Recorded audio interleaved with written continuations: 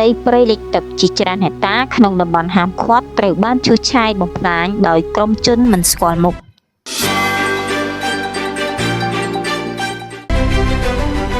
ខេត្តកំពង់ឆ្នាំង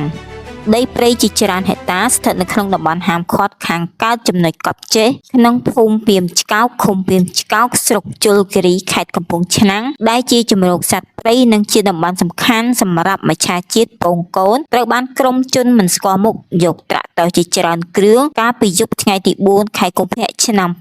2026ចូលទៅឈូសឆាយបំផ្លាញយ៉ាងធ្ងន់ធ្ងរបើតាមការអះអាងពីប្រជាពលរដ្ឋក្នុងមូលដ្ឋានបានឲ្យដឹងថាសកម្មភាពឈូសឆាយនេះបានកើតឡើងជាបន្តបន្ទាប់ដោយមិនឃើញមានការទប់ស្កាត់ឬចាត់វិធានការពីអាជ្ញាធរនិងស្ថាប័នជំនាញពាក់ព័ន្ធនោះឡើយដែលបង្កឲ្យប្រជាពលរដ្ឋមានការព្រួយបារម្ភយ៉ាងខ្លាំងចំពោះការបាត់បង់ធនធានធម្មជាតិនិងបរិស្ថានជាពិសេសនៅតំបន់ព្រៃលិចទឹកអ្នកតាមដាននិងប្រជាពលរដ្ឋបានលើកឡើងថាព្រៃលិចទឹកនៅតំបន់នេះមានតួនាទីយ៉ាងសំខាន់ក្នុងការរក្សាសមតុល្យអេកូឡូស៊ីជាជម្រកសត្វព្រៃនិងជាតំបន់ពងកូនរបស់មច្ឆជាតិជាច្រើនប្រភេទហើយការបំផ្លាញបែបនេះអាចនាំឲ្យមានផលប៉ះពាល់យ៉ាងធ្ងន់ធ្ងររយៈពេលវែងដល់ជីវភាពប្រជាពលរដ្ឋនិងធនធានជាតិប្រជាពលរដ្ឋសូមអំពាវនាវដល់អាជ្ញាធរមានសមត្ថកិច្ចនិងស្ថាប័នជំនាញពាក់ព័ន្ធមេត្តាចុះពិនិត្យជាបន្ទាន់ស្រាវជ្រាវរកអ្នកពាក់ព័ន្ធនិងចាត់វិធានការតាមផ្លូវច្បាប់ឲ្យបានតឹងរ៉ឹងដើម្បីទប់ស្កាត់ការបំផ្លាញព្រៃលិចទឹក